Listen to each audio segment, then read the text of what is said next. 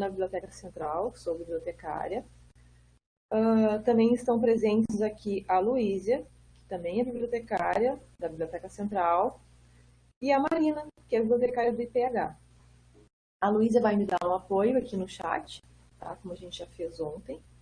Eu estou vendo aqui pelos nomes que algumas pessoas estavam na apresentação de ontem, do Zotero. Mas é muita gente, tem 48 pessoas na sala. Tá? E, bom, os recados, então, de início, antes que eu esqueça. Tá? Não esqueçam de fazer a avaliação, tá? Ao final dessa apresentação, lá no site do Super 8. Tem uma avaliação no dia de hoje, que é dia 23. Tá? Então, depois eu até mostro, mas, por favor, não esqueçam de fazer a avaliação, que é importante para nós. Tá? A Luísa vai ficar observando o chat, vai me ajudar com isso. De vez em quando ela vai me parar para fazer as perguntas de vocês, tá? Eu não vou ficar olhando o chat. E hoje a nossa apresentação é sobre pesquisa, introdução à pesquisa usando gerenciadores. Tá? Então, assim, algumas perguntas que a gente vai tentar responder ao longo dessa conversa que a gente vai ter aqui. Tá? Primeiro, sobre bases de dados. Tá? Se vocês conhecem as bases de dados mais adequadas para a área de vocês, tá? E para o tipo de pesquisa que vocês estão fazendo. Se vocês utilizam os termos adequados para expressar o tópico de pesquisa. Tá? Se vocês sabem explorar os recursos de recuperação dessas, tanto dos documentos quanto das bases de dados. Tá? Se vocês sabem como conversar com essas bases de dados, né? Se vocês sabem escrever o título, o resumo e as palavras-chave com os termos mais significativos para que tenham um resultado adequado. Tá? E se vocês conhecem a terminologia também da área de vocês.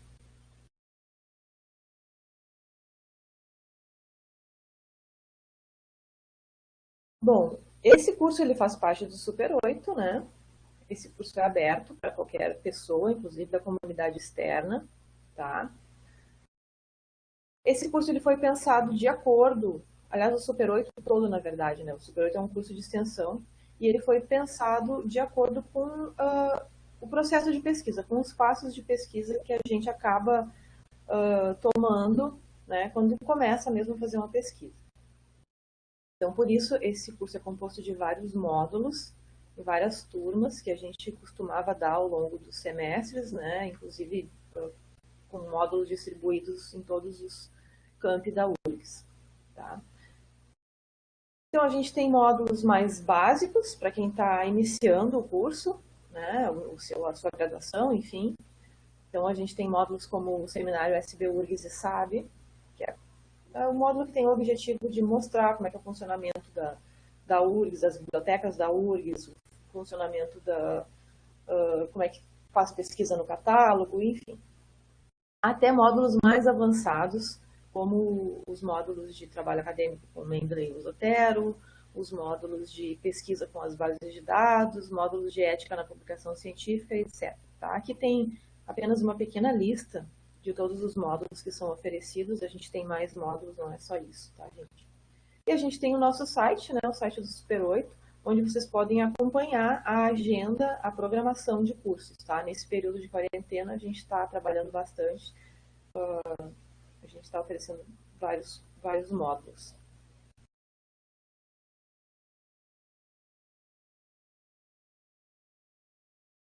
O que a gente vai ver hoje, então? A pesquisa bibliográfica, os passos da pesquisa, a avaliação da informação, como montar uma expressão de busca, Google Acadêmico, busca avançada e alguma coisa já de gerenciadores. Aqui a parte dos gerenciadores, como eu já ministrei ontem o curso de Zotero, eu espero que boa parte da turma tenha feito o curso ontem, tá? A gente vai falar do Zotero hoje.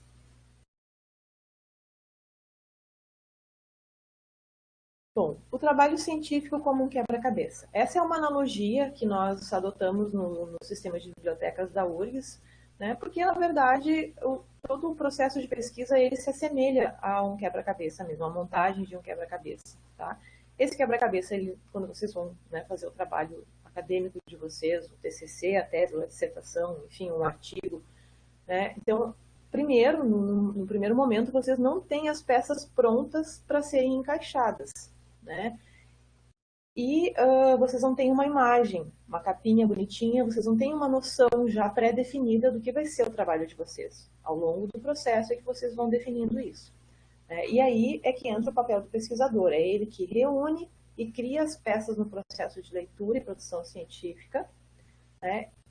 E encaixa as peças e refaz esses sites ao longo do processo, para obter uma imagem final, que vai ser, no caso, o seu trabalho final, o seu relatório de pesquisa, enfim. Tá? Então, é bem uma montagem de quebra-cabeça mesmo. E de onde que saem as peças desse quebra-cabeça? Da literatura científica. Tá? Então, aqui é uma pequena definição, né, de pesquisa bibliográfica. O que seria a pesquisa bibliográfica, então? A busca pela literatura produzida sobre um assunto, tá? Independente do formato de divulgação, impresso ou eletrônico, isso atualmente, né?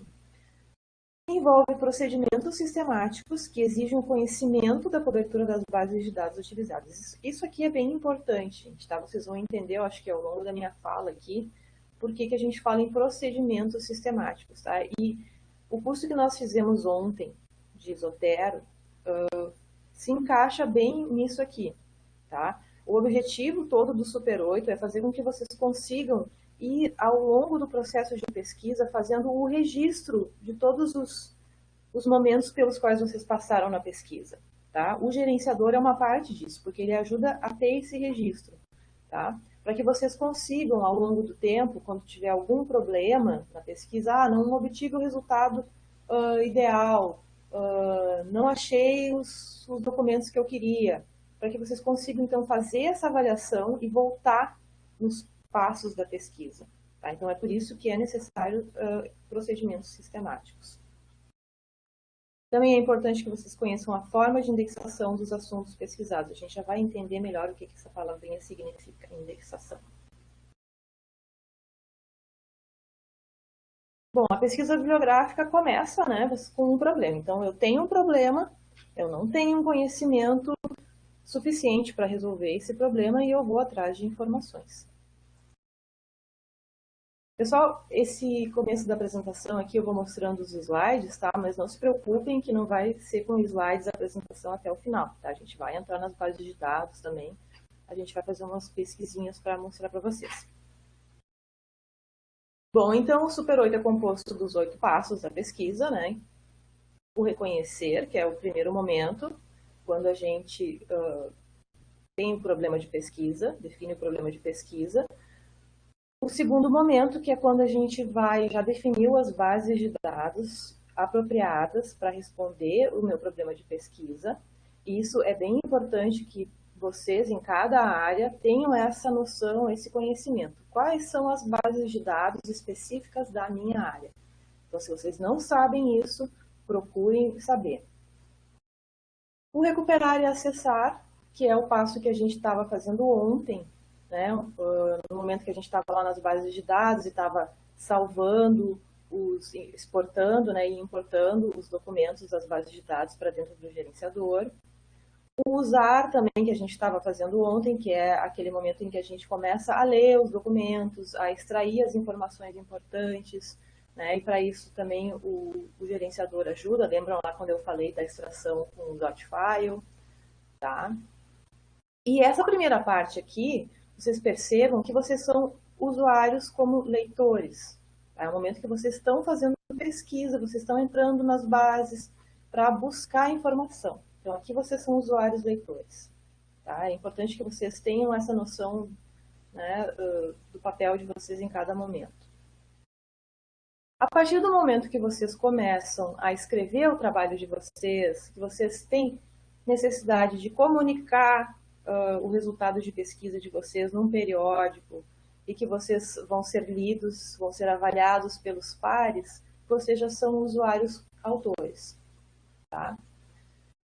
E esse último passo aqui, o avaliar, na verdade é um passo que ele permeia todos os outros, né? Por isso que a gente fala em sistematização, tá? Porque o avaliar, então, a partir do momento que vocês têm qualquer problema tá? No trabalho de vocês, vocês vão sempre parar e fazer uma avaliação. E vão fazer uma avaliação em cada passo da pesquisa.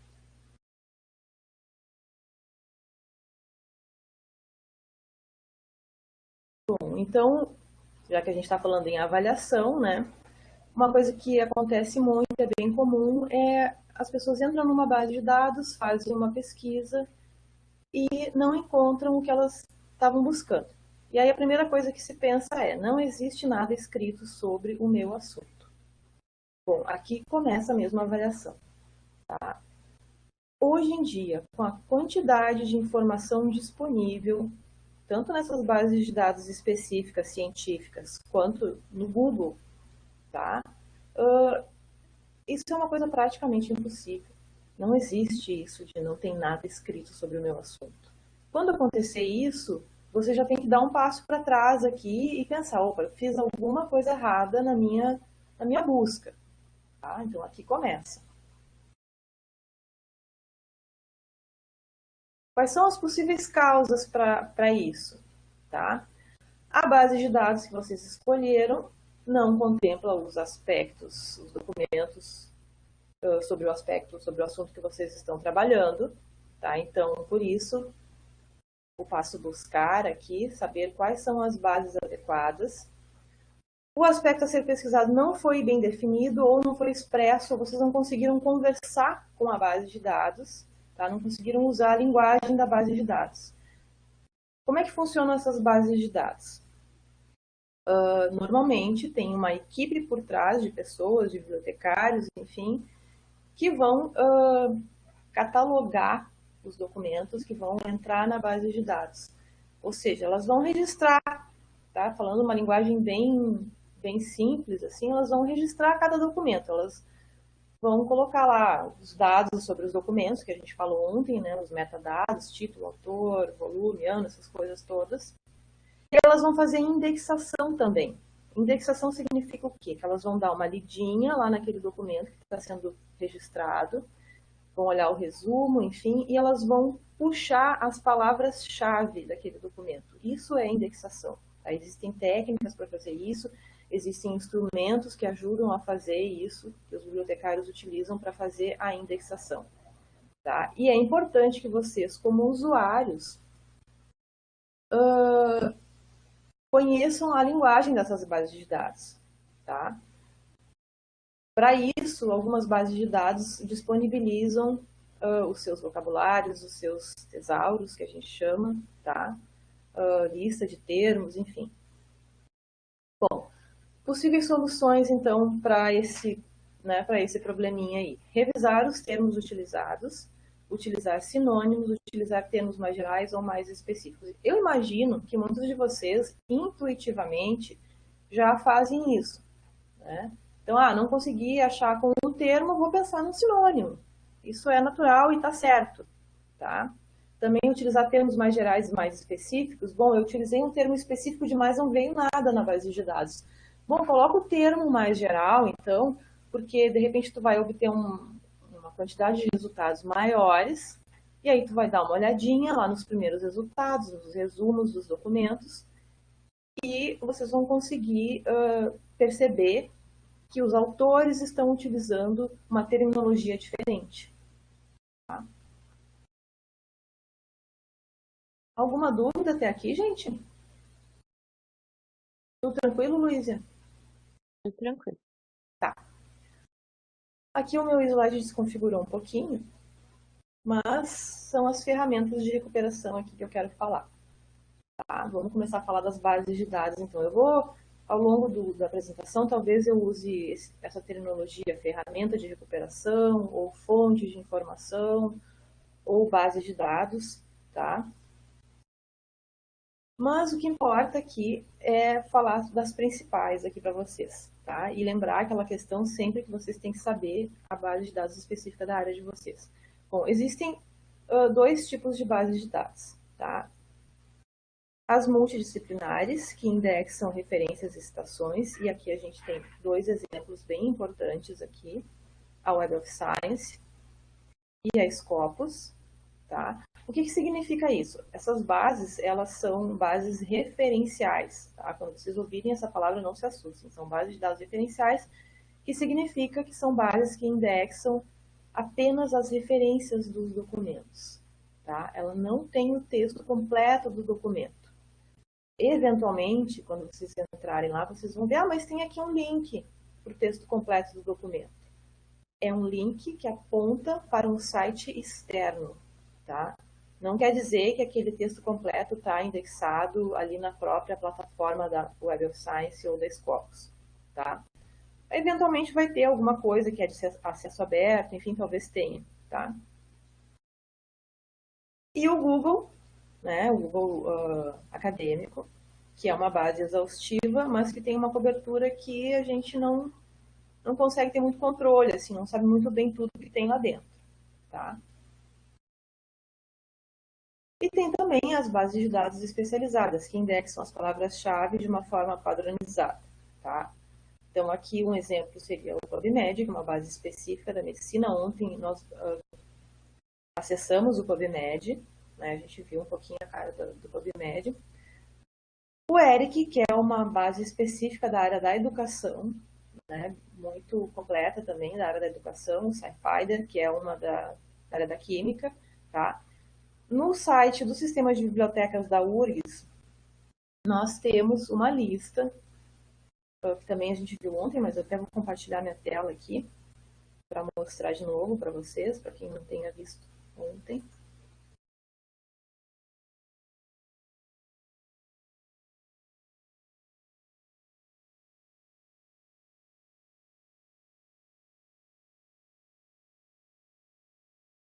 Eu espero que todos estejam vendo a minha tela. Sim, Luísa? Eu tô vendo. Ninguém falou nada ainda, então tá tudo certo. Tá bom, então. Bom, então esse aqui é o site do Sistema de Bibliotecas, tá? Eu não estou na página inicial, já estou na parte de fontes de pesquisa online, que o link está por aqui. Fontes de pesquisa online, tá? E aqui, gente, tem uma lista com todas as bases de dados, olha como a lista é grande, tá? Com todas as bases de dados que são assinadas ou compradas, enfim, aqui pela URGS. Vocês têm acesso pela URGS, tá? Além de bases de dados de artigos de periódicos, vocês também têm acesso a coleções de e-books, tá? Como, por exemplo, aqui, o EBSCO e-books, tá? Como, por exemplo, o Minha Biblioteca, tá? Um pouquinho mais aqui para baixo, tá? Então, vocês têm acesso a algumas coleções também de e-books, além das fontes mais tradicionais, tá? Dá para fazer pesquisa aqui, se vocês têm o nome da base de dados, já para não ter que ficar rolando, né, a página. E dá para escolher pelo tipo de material também ou por grandes áreas, tá? Então, é bem importante que vocês, quem não conhece, quem não sabe qual é a base de dados da minha área, dê uma olhadinha aqui, tá? Porque abaixo de cada uma das fontes aqui, a gente tem um breve resuminho, o tipo de documento que indexa, enfim, tá? Então, é bem importante que vocês deem uma olhada nesse site aqui. Eu vou voltar para minha apresentação. E vamos adiante.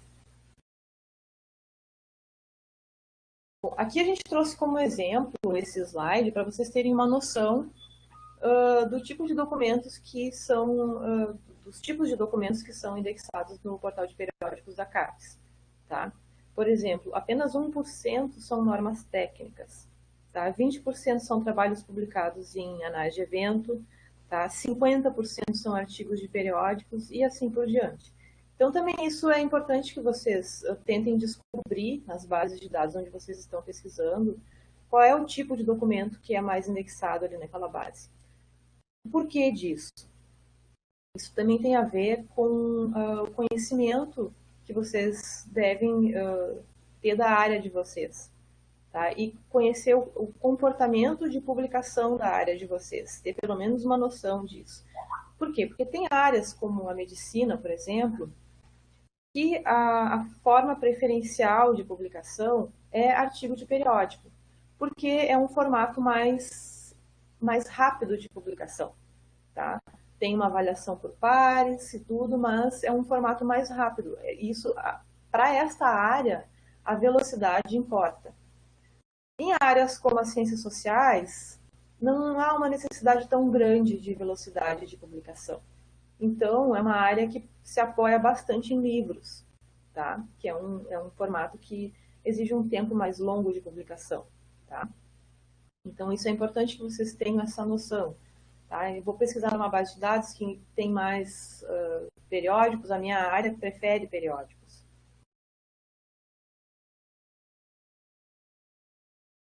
Então, avaliando os resultados da busca. Estou analisando documentos com referências comuns e citações aos artigos que considero importantes. Isso é uma coisa que também eu imagino que muitos de vocês já façam e vocês devem manter isso. Quando vocês fazem uma pesquisa, né, e obtêm poucos resultados de busca nessa pesquisa, né, vem uma lista lá com, sei lá, 5 documentos, né, isso é pouco. Mas o que vocês fazem com esses 5 documentos? Vocês vão dar uma olhadinha no resumo, nas palavras-chave, e também vão dar uma olhadinha, lá no final, nas referências que foram citadas por esses autores.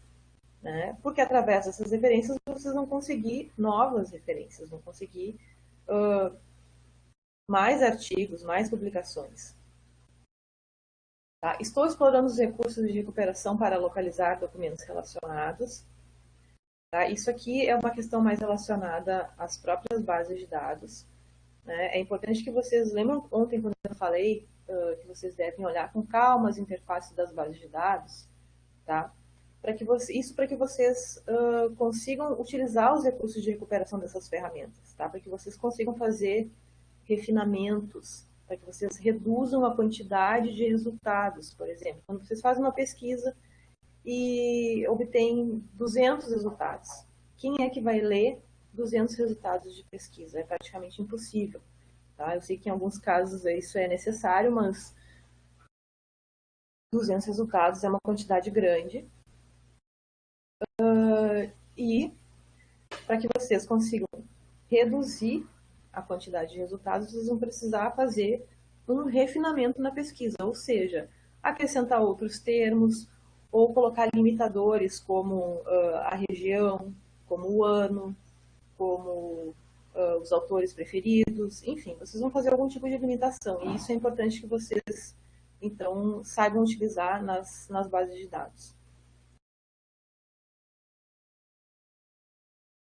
Bom, então agora vamos para o passo reconhecer, né, que é onde a gente vai identificar a informação que está faltando, definição do problema, identificar a necessidade de informação para aquele problema. O que acontece geralmente? Né? Você precisa fazer um trabalho e não sabe por onde começar a sua pesquisa. A gente se sente num labirinto, né? Porque são muitas fontes de pesquisa, e aí por onde a gente começa? Né? Essa pergunta que eu acho que a maioria se faz. Algumas dicas, então, antes de iniciar a pesquisa. Bom, primeiro, identificar o tipo de documento que pode conter a informação. Livros, revistas ou sites. Né? Então, aqui de novo, lembrando o comportamento de publicação de cada área. Tá? O idioma do documento. A gente sabe que o idioma da comunicação científica é o inglês. Né? Isso pode ser uma limitação, mas hoje em dia não mais, porque né, Google Tradutor está aqui para salvar todo mundo. E ele é uma ferramenta que está super evoluída, funciona muito bem, então pode ser usado. O aspecto a ser pesquisado, qual o assunto geral do trabalho, é sobre um tema específico, tá? Então a gente tem que ter bem claro isso. E com base nessas informações você pode, então, redigir um título resumido para o seu trabalho. E é bom, gente, ao longo desse processo, ir fazendo esse registro. Tá? Como eu disse, isso é um processo que deve ser sistemático. Formular questões, que perguntas devem ser respondidas nesse trabalho. Existem autores de referência nesse assunto. E aí, como é que eu posso descobrir quais são os autores de referência no meu assunto? Existem também fontes de pesquisa, bases de dados, que ajudam vocês a escolher esses autores mais importantes. Além, é claro, de conversar com os professores de vocês. Por exemplo, a base de dados Scopus, que a colega Marina, que está aqui na sala, ministra, e vai ministrar, eu acho ainda, por esses dias, se não me engano, é uma base de dados onde vocês conseguem descobrir, conseguem responder essa informação. Tá? Então, eu recomendo esse curso. Quais são as palavras-chave que identificam o trabalho desses autores? Tá? Então, isso também vai facilitar a vida de vocês lá no futuro.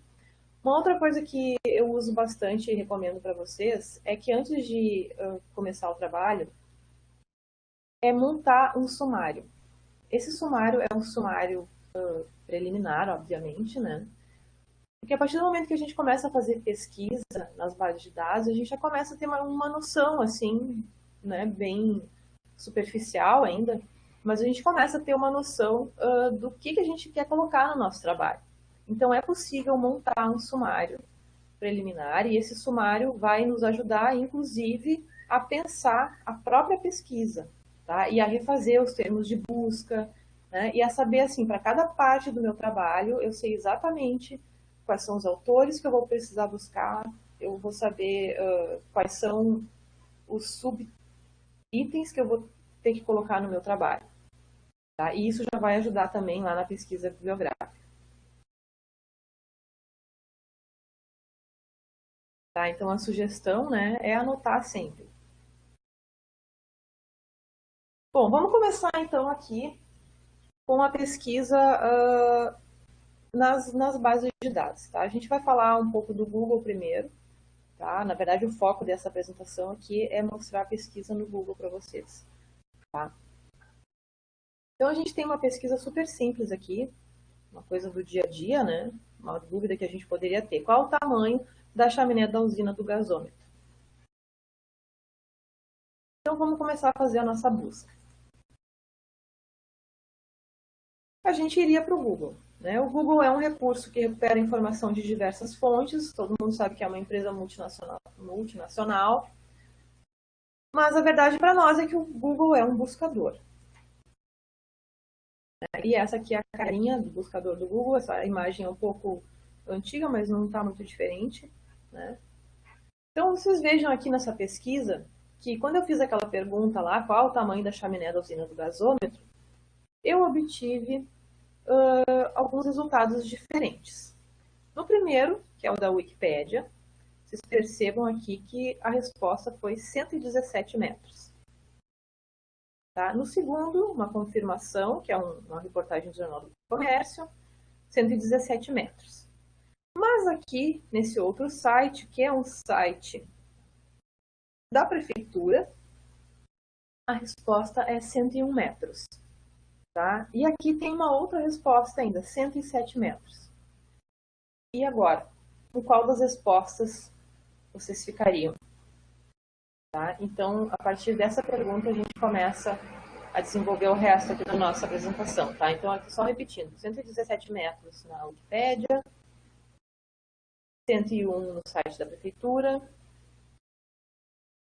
eu nem coloquei os outros. Bom, quais seriam os critérios que vocês utilizariam para definir qual é a melhor resposta aqui? O primeiro critério que você tem que pensar é sempre utilizar um site oficial. Tá? Então, esse é o primeiro critério. Nesse caso, eu escolheria o site da prefeitura. Mas existem outros critérios também, tá? E são esses aqui: atualidade, autoridade, credibilidade e confiabilidade. A gente vai ver cada um deles agora para que vocês consigam fazer uma avaliação dos resultados de busca de vocês no Google. O primeiro, então, a atualidade. A fonte indica quando o material foi publicado. Tá? Então, isso é uma coisa que você sempre tem que olhar, ainda mais nos dias de hoje, né, com tanta fake news por aí, é uma informação fundamental. Tá? Verificar a data de publicação, atualização das informações. Um exemplo que eu trago aqui é o que aconteceu com o Dr. Drauzio Varela há pouco tempo. Ele, logo no começo da pandemia, ele publicou um vídeo, isso lá em janeiro, ele publicou um vídeo falando, tentando tranquilizar as pessoas de que a pandemia não estava no Brasil ainda, enfim. Há pouco tempo atrás, né, algumas pessoas utilizaram esse mesmo vídeo para disseminar uma informação falsa, dizendo que a epidemia não era tudo isso, que as pessoas, o próprio Drauzio Varela estava falando que as pessoas não precisavam se preocupar, tá? E aí, o que é umas 3 semanas atrás, o Drauzio Varela apareceu na televisão, né, para esclarecer essa questão toda para as pessoas. Então, assim, por isso é fundamental que vocês sempre busquem essa informação de atualidade das fontes, tá? Onde é que isso pode estar? Junto à informação, junto à notícia, no rodapé da página, no topo da página. Quando vocês não conseguirem encontrar de forma alguma uma data, tá? Bom, olhem com outros olhos para aquela informação. Tentem buscar essa mesma informação em outras fontes, tá? Essa é a sugestão que a gente dá para vocês. Não se contentem com aquela informação ali.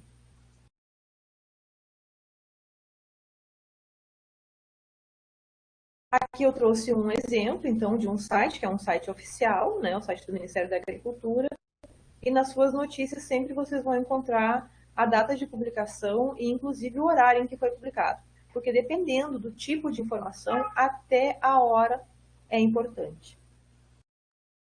Então, vocês também têm que ter essa percepção, né? A autoridade. Quem é o editor ou patrocinador da fonte de informação? Quem escreveu, quem disseminou aquela informação? A pessoa que está dizendo aquela informação, ela tem capacidade técnica para falar sobre aquilo? Ela tem, enfim, ela é uma autoridade naquela área, tá? O autor, instituição, é reconhecido na área? Ele está identificado junto à informação, tá?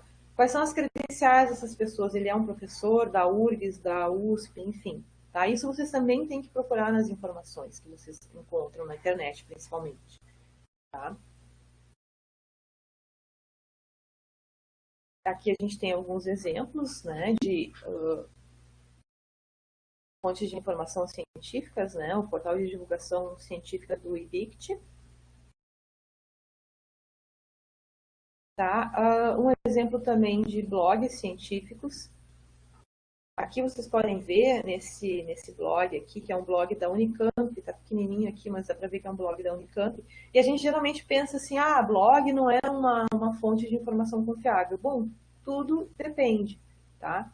Aqui, por exemplo, eu tenho quem foi que escreveu, aqui eu tenho algumas informações sobre a pessoa que escreveu, tá? E eu posso buscar essas informações em outras fontes também, né, para ter certeza que essa pessoa é essa pessoa mesmo, né? Por exemplo, eu posso pesquisar no currículo Lattes dessa autora, né, ver se ela tem currículo Lattes, tá? E por aí eu consigo, então, ter uma certeza maior sobre a credibilidade, a confiabilidade desse site aqui.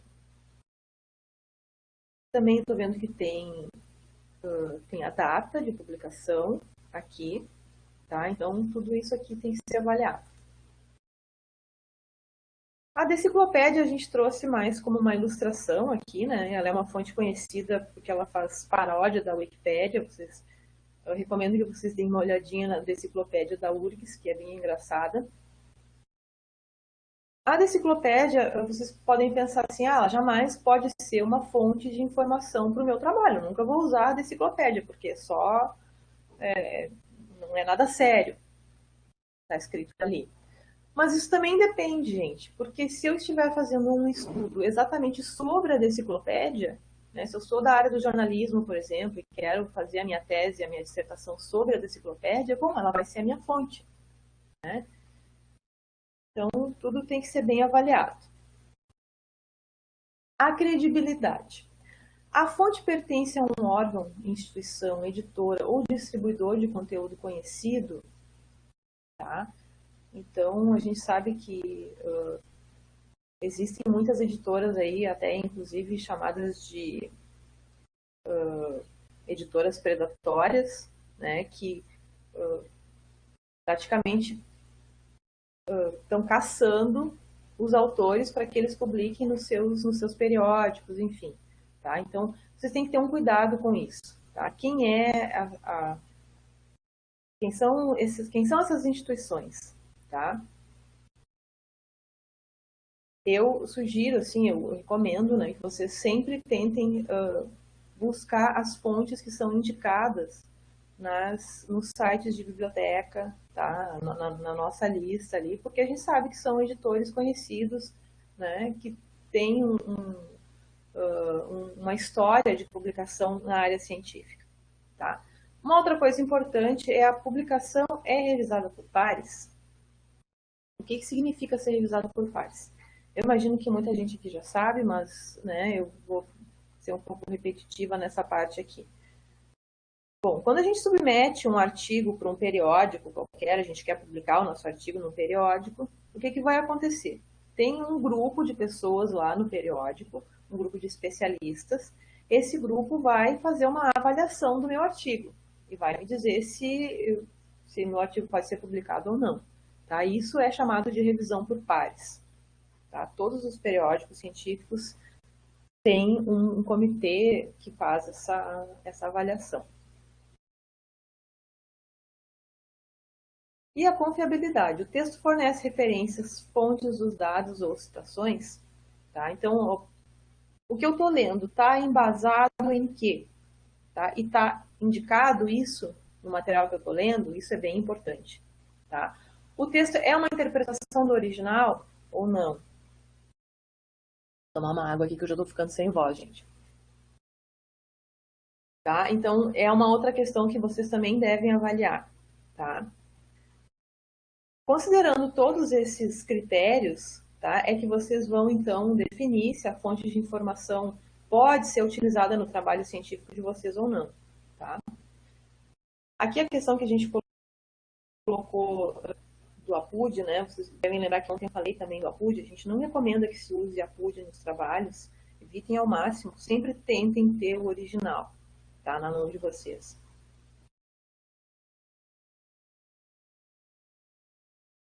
Aqui também um outro exemplo de site com conteúdo de opinião, né, que pode ser utilizado também, isso vai depender da área. Tá? E agora a gente vai falar um pouquinho de alguns critérios de avaliação no Google. Tá? A ordem de apresentação dos resultados no Google não utiliza nenhum dos critérios que a gente viu acima. Tá?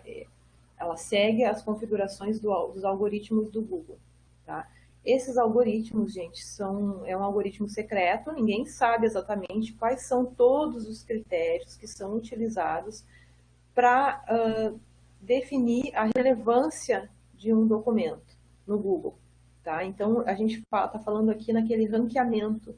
Quando a gente faz uma pesquisa no Google, né, o que define que aquele primeiro artigo que apareceu lá no resultado de busca deve estar no primeiro lugar?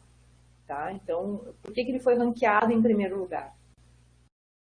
Então, a gente sabe que o Google usa esse algoritmo, que é secreto, né? Alguns critérios que são utilizados, os desenvolvedores de sites, eles conhecem, né? A gente sabe que tem critérios tipo a grafia do site, a legibilidade, eu nem vou falar porque eu vou me atrapalhar nessa palavra. Mas, enfim, existem critérios que são conhecidos. Tá? E o Google utiliza o que eles chamam de Googlebot, ou os spiders, né, que ficam circulando diariamente pela internet toda e eles vão montando um índice com a lista desses sites. Tá? E é através desse índice que eles conseguem fazer, então, o ranqueamento das listas de resultados. Tá? Um dos critérios que são utilizados também são a quantidade de links que um site tem, por exemplo. Ou a quantidade também de links que são apontados para aquele site. Então, se muita gente está linkando para aquele site, o Google entende que aquele site é um site importante e provavelmente ele vai aparecer em primeiro lugar nos resultados de busca. Tá?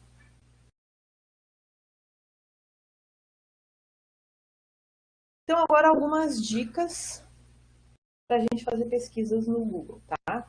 Bom, faça buscas adicionais, não se contente com a primeira lista de resultados. Verifique em mais de uma página de resultados, porque geralmente a gente fica sempre naquela primeira página de resultados, a gente nunca passa lá para número 2, né? Então, dê uma olhadinha no resto também.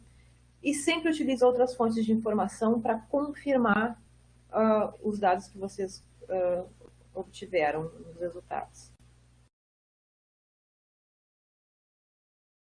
Então, vamos lá para recuperar e acessar. Tá? E aqui a gente vai começar a ver, então, o que a gente chama de expressão de busca. Tá? Como a gente vai montar uma expressão de busca? É isso que a gente vai falar agora aqui. E a expressão de busca nada mais é do que aqueles termos que a gente escolhe para fazer a pesquisa na base de dados. Tá? E a maioria das bases de dados, eu acho que todas, posso dizer todas, utilizam operadores booleanos para que a gente consiga montar as expressões de busca. Tá? Vocês já devem ter ouvido falar, já devem ter visto em algum momento. Os operadores booleanos são aquele, o AND, o OR e o NOT. Tá? Esses são os operadores booleanos. O que significa o AND? O AND significa restringir. Tá? Ele conecta todos os termos da pesquisa para serem recuperados. Então, um exemplo aqui. A imagem aqui ilustra bem o que significa o AND. Tá? Então, eu tenho a academia de ginástica, que eu coloquei entre aspas, porque é uma expressãozinha, né? And idoso. Ou seja, eu quero documentos que contenham apenas essas duas, essa primeira expressão e a palavra idoso. Tá? Não quero nada além disso. O OR significa ampliar. Tá? Ele vai acrescentar termos de pesquisa para serem recuperados. Tá? Ele é bem importante quando a gente tem sinônimos, por exemplo. Tá? Então, use-o para pesquisar variantes e sinônimos. Por exemplo, aqui, terceira idade, OR idoso. Significa que eu vou pegar todos os documentos, eu vou ter como resultados, né, todos os documentos que contêm terceira idade e também idoso. Tá?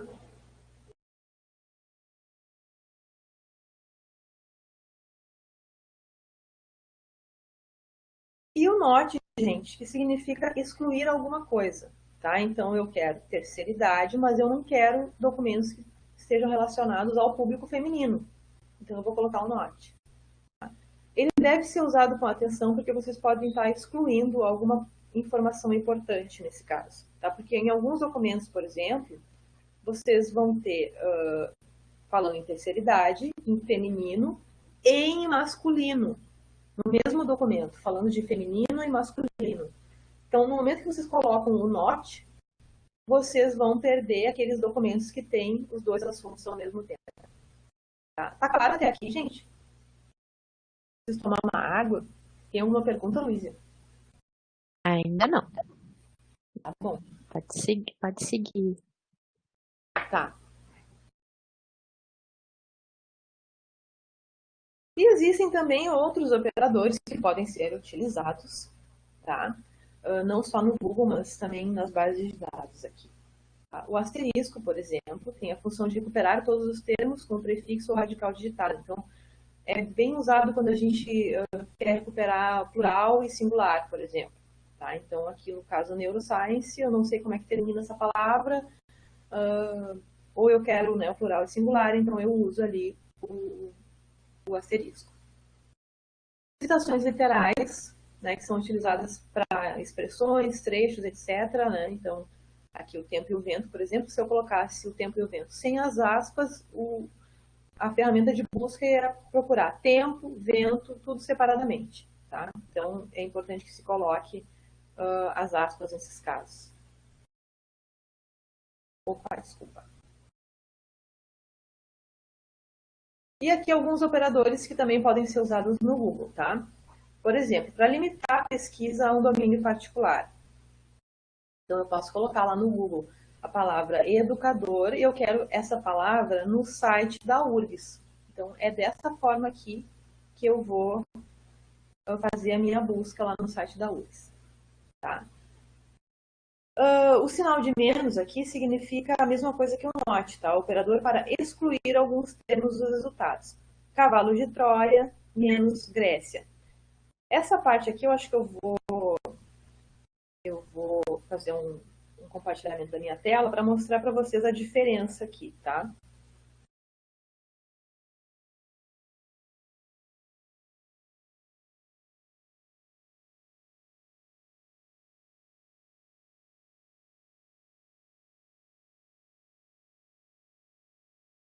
Eu vou colocar aqui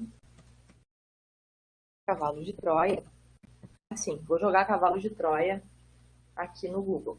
Tá? E vamos dar uma olhadinha na lista de resultados.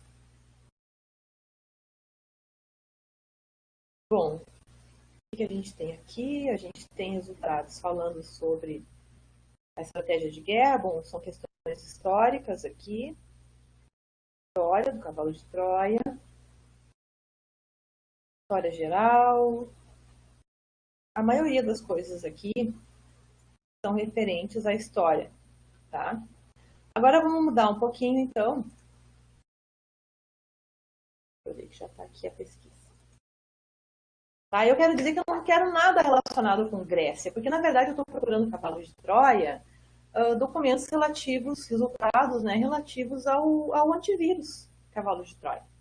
Tá? Então, com esse símbolo aqui, tá, eu já começo a ver um resultado um pouquinho diferente. Tá? Ó, o que é um cavalo de Troia? Ameaças à segurança. O cavalo de Troia aqui já está um pouco misturado, tá? Mas eu tenho já, ó, Norton, tá? Então eu tenho resultados mais relacionados com o que eu estou realmente buscando, tá? Então esse é um, ó, Trojan, ou cavalo de Troia, tá? Então essa é uma forma também de limitar os resultados, né? Vou voltar lá para o...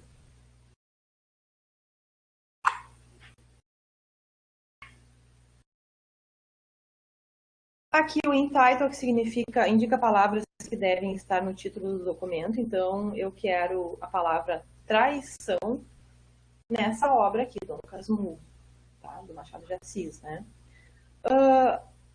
Autor, indica o autor do documento. Então, eu quero Guerra dos Canudos, do Euclides da Cunha. Tá? Então, é assim que eu vou montar a expressão para fazer a busca lá no Google. E também tem uma outra forma de outros operadores, né, que são importantes. Né? No caso aqui, o ponto de interrogação. Tá? Ele é bem usado para quando a gente não sabe a grafia das palavras.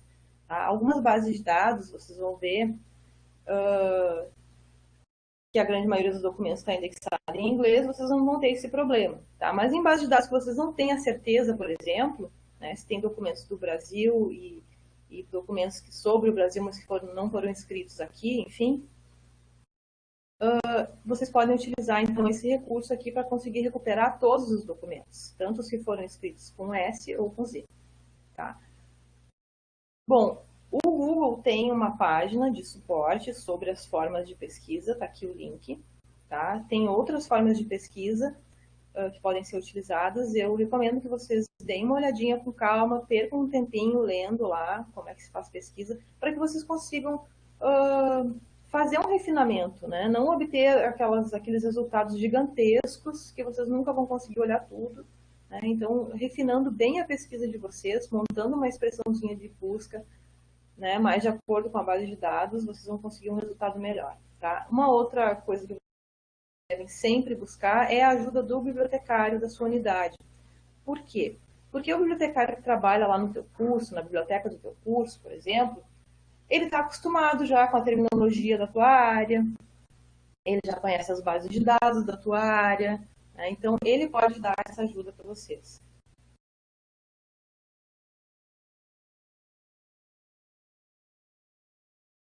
Tá? Vamos falar um pouquinho agora então do Google Acadêmico. Por que usar o Google Acadêmico, né?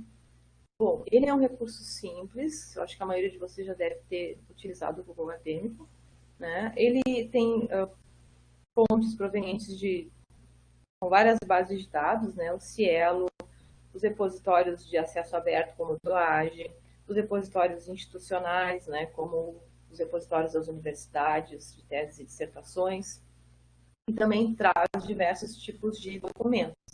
Artigos, livros, teses, dissertações, resumos, enfim, uma infinidade de tipos de documentos. Tá? Qual é a cobertura, então, do Google Acadêmico? Ele não indexa tudo, tá publicado, é apenas uma parte, né? Então, para que vocês consigam complementar as informações que vocês encontram no Google Acadêmico, vocês também acessem as bases de dados do sistema de bibliotecas da URGS. Está disponível lá para vocês nas nossas fontes e também o portal de periódicos da CAPES, né, que é uma fonte bem completa, que eu imagino que vocês devem usar também bastante.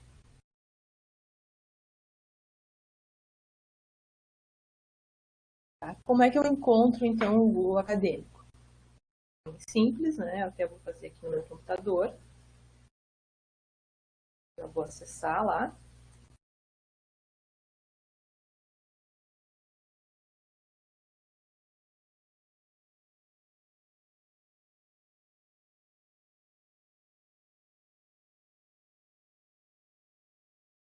Google Acadêmico. E está aqui o Google Acadêmico.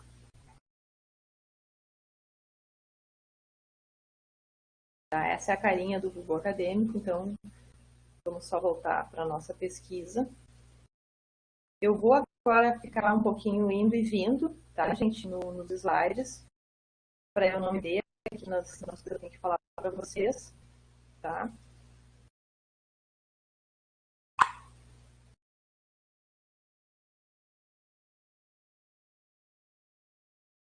Bom, a gente tem como criar alerta no Google, tá? Eu até vou passar mais rápido isso aqui. Tá? Então, sempre que vocês conseguirem montar uma boa expressão de busca, né, vocês podem criar um alerta no Google para que cada vez que um novo documento que responda àquela expressão de busca de vocês entrar no Google, né, vocês sejam avisados. Tá? Então, para criar alerta é bem fácil, eu já vou mostrar lá direto no Google como é que faz isso. Tá? E tem a busca avançada também, que eu vou mostrar para vocês onde é que fica. Tá? E depois a gente vai falar como é que a gente salva os documentos nos resultados de busca para os gerenciadores. Tá? Eu vou ficar lá, então, no Google.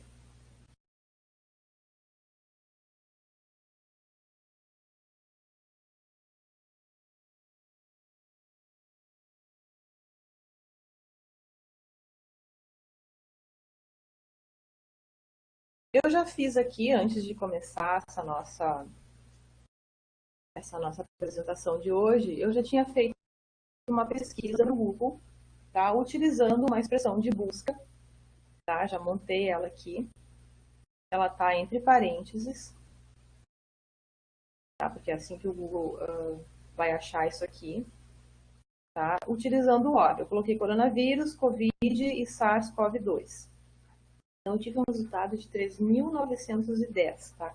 É um resultado muito grande, eu não vou querer ver essa quantidade toda de documentos, né? Então, eu vou colocar aqui uma variante, tá? É uma variante não, um limitador, desculpa, um limitador. Tá? Eu vou botar Brasil, tá? E vou utilizar, vamos ver se vai funcionar, vou utilizar o ponto de exclamação, aliás, de interrogação, né? Vamos ver se eu vou conseguir limitar o meu resultado de busca. Estão vendo aqui que eu tinha 3.910 resultados, né? Vamos ver agora como é que vai ficar. 595 resultados. Tá? Então, aqui eu já começo a ver uma diferença nos títulos. Tá? Então, vocês já estão vendo aqui que isso reduziu bastante a minha quantidade de resultados aqui. Tá? Eu poderia ainda utilizar as próprias ferramentas que o Google está me oferecendo aqui. Tá? Eu quero só o que foi publicado em 2020. Vamos ver se tem alguma coisa em 2020. Ó, diminuiu um pouquinho mais. Tá? Então, agora vamos tentar. Bom, eu estou contente com a minha expressão de busca, né? E eu quero que a cada novo documento que for incluído aqui no Google aparecer, né? Eu quero ser avisado. Então, eu vou criar um alerta. Tá? Olha só, ele já colocou aqui a minha expressão de busca, já aparece o meu e-mail aqui, tá? Eu tenho como dizer para ele quantos resultados eu quero que ele exiba, tá? E aí eu vou criar um alerta para mim, tá? Eu não vou fazer isso agora porque eu não quero receber essas informações, tá? mas vocês podem fazer isso tranquilamente.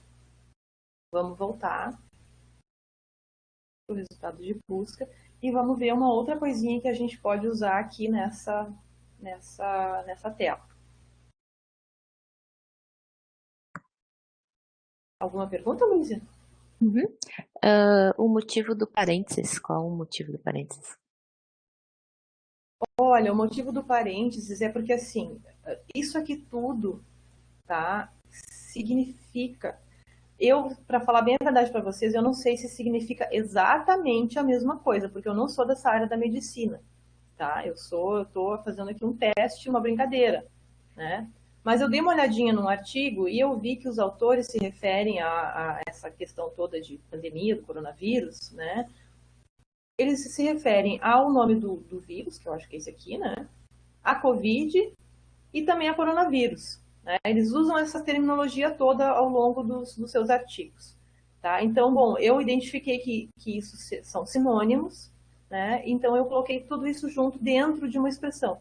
Isso aqui significa, é mais ou menos a mesma coisa que a gente usava lá na matemática, quando a gente queria separar as coisas, tá? Naquelas, enfim, naquelas, como é que chama? Expressões matemáticas? Expressões, tá? Então é isso, não sei se eu respondi, não sei se você quer complementar, Luísa. Não, é isso. Só que às vezes a gente fica na dúvida se realmente funciona ou não, porque o Google acadêmico gosta de como é que é? Ele Fregar a peça.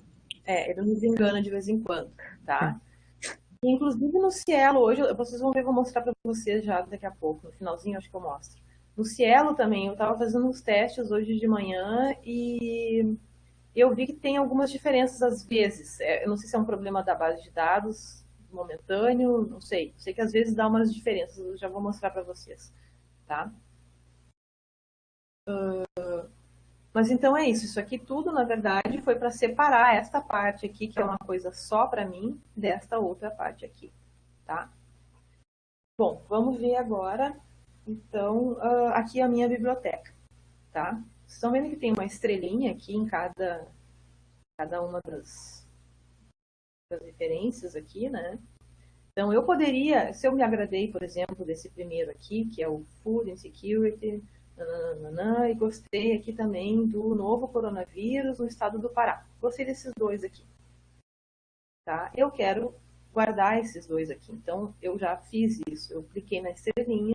Agora, eu venho aqui na minha biblioteca.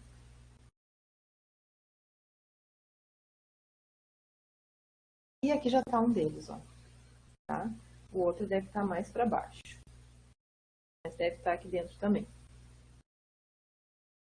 Não, tá aqui, ó. Tá aqui. Eu não memorizei a primeira parte. Tá? Mas, enfim. Aqui eu consigo guardar, então, os resultados de busca dentro da minha biblioteca. Usando a estrelinha, eu consigo guardar esses resultados de busca na minha biblioteca. Tá? Eu poderia, a partir daqui, já usar a citação. Tá? Então, vamos fazer um teste aqui. Tá? Eu quero, então, exportar esse resultado aqui para dentro do meu gerenciador. Tá? Deixa eu até abrir o gerenciador aqui, eu esqueci de fazer isso antes. Vou abrir o Zotero.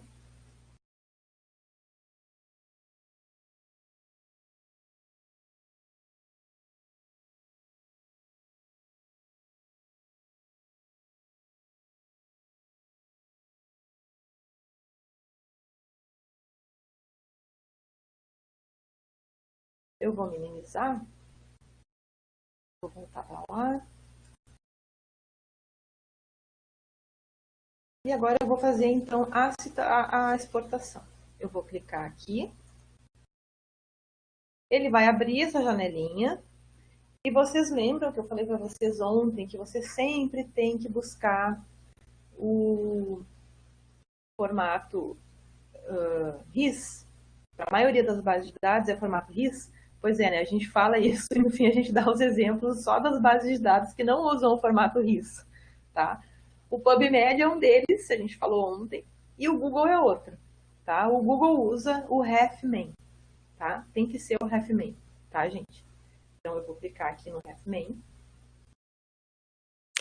RefMan, que nada mais é do que um RIS, mas ele chama de RefMan aí. Na verdade, se vocês olharem aqui, ó, ele baixou aqui para mim, ó, em formato RIS, tá? É RIS, na verdade, mas ele baixa com esse, ele tem esse nome diferente aqui. As pessoas podem dizer, não achei o formato RIS. Não, ele tá aqui, tá? Então ele já baixou aqui, né? E eu faria então a exportação. Vou fazer para quem não viu, não estava ontem. Então eu venho na minha conta no Zotero. Eu não estou logada.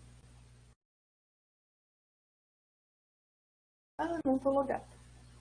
Então deixa eu só me logar rapidinho aqui, vou botar do Super 8.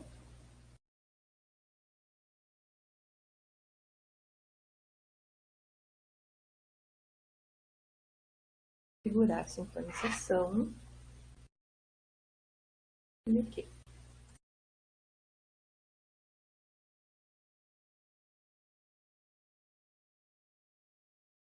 E aqui ele está abrindo a minha biblioteca do Zotero.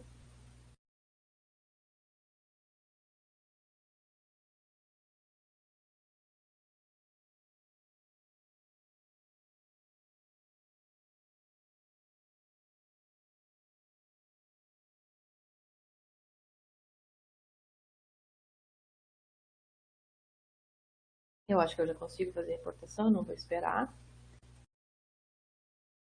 Então aqui é aquele passo a passo que nós vimos ontem, né? Mas só para reforçar, então, para vocês verem que dá certo.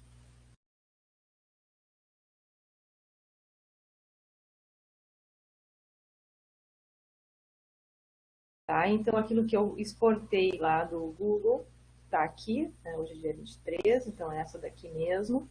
Vou clicar. E eu vou deixar na pastinha separada, porque depois eu vou ter que limpar isso aqui, né? Então eu mantenho essa opção aqui marcada.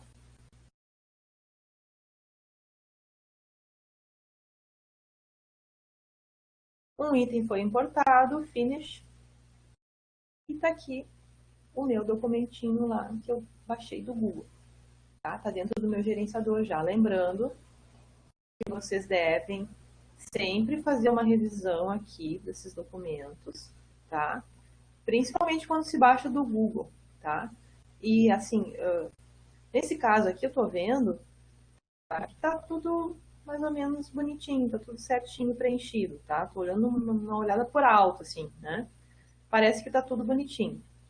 Aliás, aqui o extra não tem o Publisher Place, se eu for usar a BNT eu preciso, né? Mas uma coisa importante, aqui está o título da publicação, é uma publicação conhecida. Então, quando é uma fonte conhecida, geralmente, uma fonte científica, né, geralmente os dados estão mais corretinhos, assim. Quando não tem uma fonte muito conhecida, é que vocês vão ver que tem mais problemas aqui no preenchimento. Tá, então deixa eu voltar lá para minha pesquisa.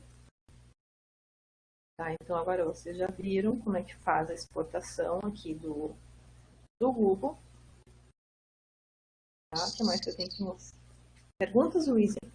Só uma questão, se é possível importar todos os documentos que estão na minha biblioteca do Google para dentro do Zotero. Aqui na minha biblioteca, sim, eu posso exportar tudo. Olha, eu tenho um botãozinho aqui em cima, de marcar vários documentos ao mesmo tempo. Tá? Então, não sei se é essa a pergunta, não sei se eu entendi bem, mas eu posso fazer sim essa exportação. Tá? Eu vou marcar tudo e aí eu venho aqui no exportar e de novo RefMan. Tá? É o mesmo processo, não muda nada, tá, gente? Eu só não vou fazer aqui porque eu não quero exportar tudo isso lá para a biblioteca do 08. É isso mesmo. E daí só o Israel que comentou que quando ele fez essa importação mandando o RFMan, o Zotero já reconheceu e já pegou os metadados. Ainda que incompletos, mas isso varia, né? O Zotero é bem inteligente para isso, assim, ele consegue pegar dados assim melhor do que o Mendeley, eu acho. Para quem ainda usa o Mendeley, né? Eu acho que o Zotero é mais espertinho nessa parte. Tá? Deixa eu desmarcar aqui. Aqui, gente, nesses 3 tracinhos aqui, né, a gente encontra a pesquisa avançada. tá? O que eu quero mostrar na pesquisa avançada para vocês? É só uma telinha, né, uma visualização um pouquinho mais organizadinha para fazer a mesma coisa que a gente já fez até aqui, tá? Então, eu consigo encontrar artigos com todas as palavras que eu colocar aqui nessa caixa, ou com a frase exata aqui, sem precisar colocar aspas, tá? Com no mínimo uma dessas palavras que eu colocar aqui, usando sem as palavras, então eu posso montar uma expressão aqui, mas eu não quero que apareçam determinadas palavras, então eu coloco nessa caixa aqui. Então isso aqui é só uma forma de fazer uma expressão de busca, só que de uma forma mais simplificada, tá? Então eu recomendo que vocês olhem com calma essas interfaces, tá? Procurem a ajuda também. Onde é que está a ajuda dessas interfaces, tá? Pode auxiliar vocês bastante. Deixa eu voltar para a apresentação lá dos slides, para ver se eu não estou esquecendo de nada. A gente falou então dos gerenciadores já ontem, isso aqui também a gente falou ontem, né, sobre como os gerenciadores podem nos ajudar, como eles funcionam, o comparativo, tudo isso aqui. Essas apresentações aqui que a gente está usando com vocês, gente, são apresentações que a gente usa nos módulos presenciais, tá? Então, algumas coisas a gente tem que repetir, né? Porque a gente não estava fazendo combos antes da pandemia. A gente ministrava os cursos separadamente, então algumas informações são repetidas aqui. O que eu não falei hoje, vamos falar agora, então, é o salvamento com o plugin, que vocês podem usar no Google também. Já viu? Também já. Também já. Então, esse aqui é o último slide. Deixa eu só voltar aqui.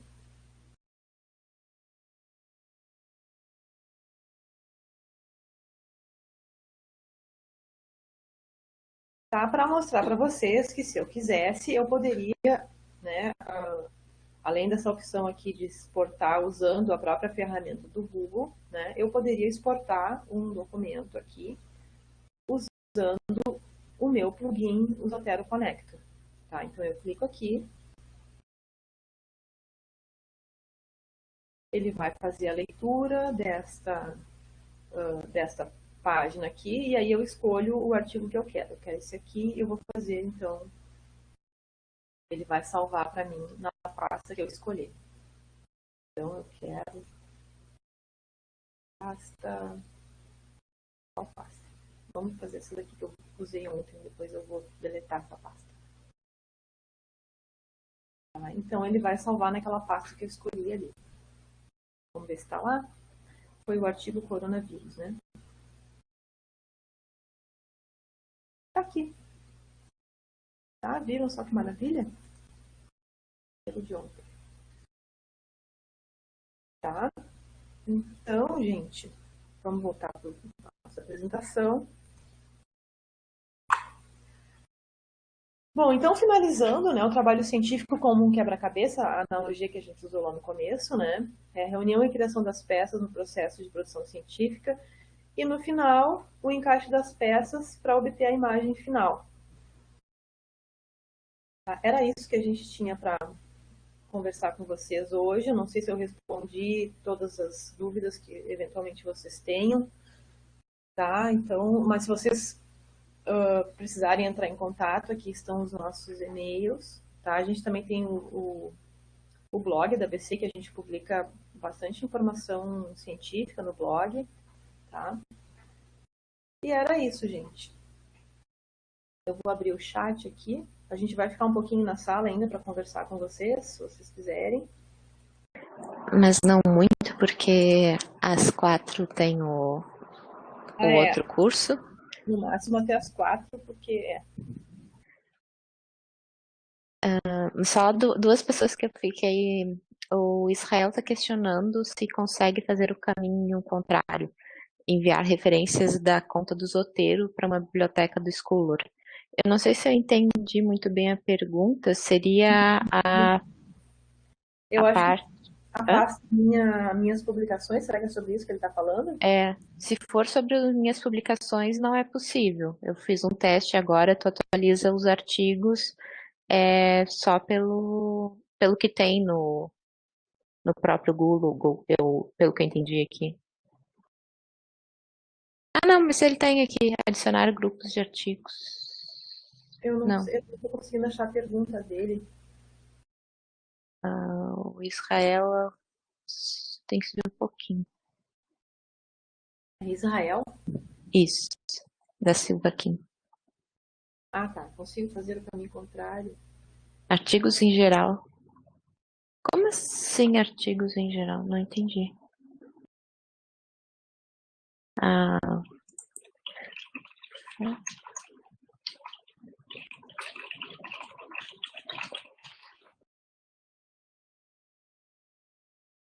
Eu acho.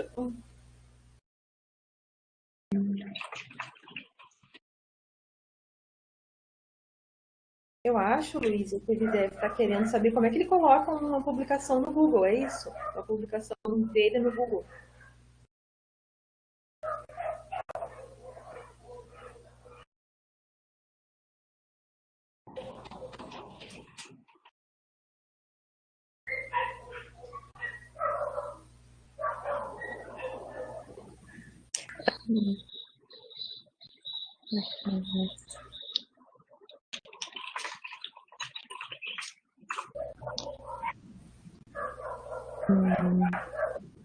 eu acho, teve o Flávio Antônio pedindo para mostrar chamar a referência no Word, mas isso eu acho que a gente vai ver amanhã. Biblioteca do Zotero para minha biblioteca Ah, do Carmo.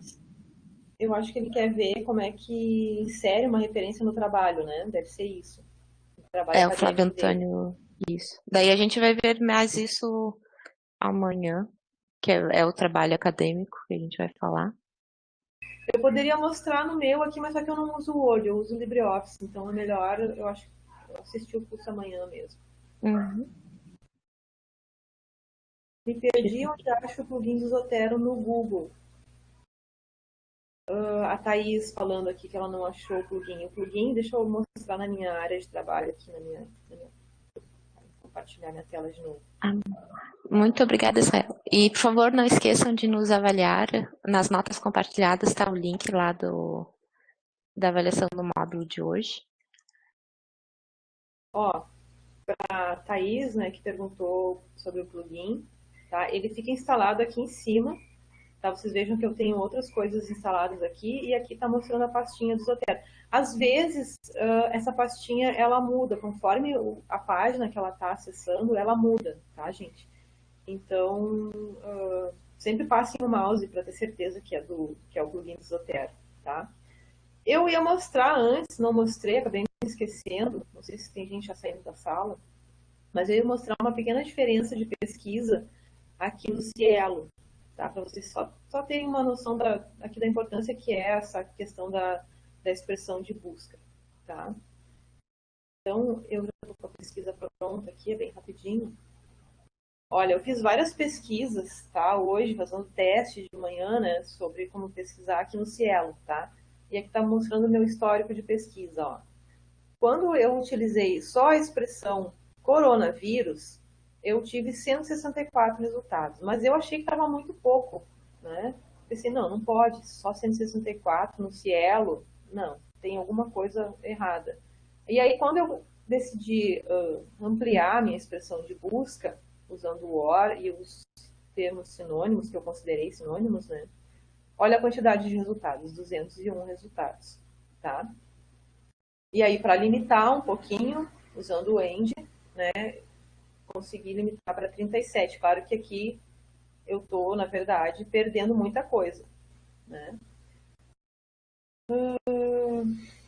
Mas era isso, então, que eu queria mostrar para vocês aqui nessa tela. Tá? Para compartilhamento.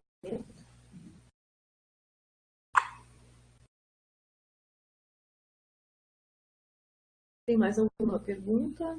Eu respondi, Thaís. Ah, sim, tá.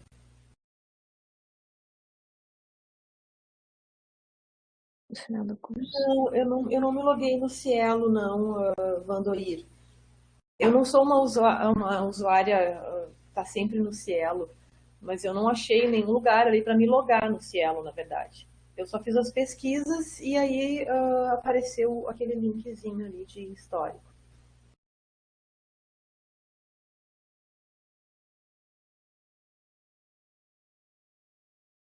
O certificado fica disponível por bastante tempo. Assim, ele talvez demore um pouquinho para aparecer agora, porque a Porque tem gente que lançar as presenças, não é isso?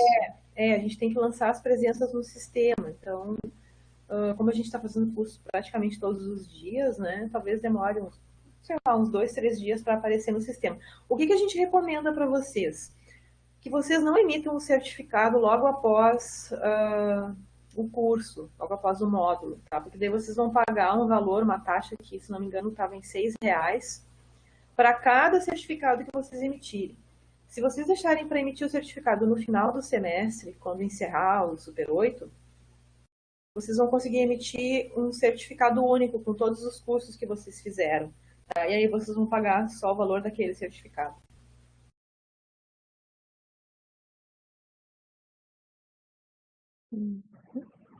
Então, a gente que agradece, pessoal.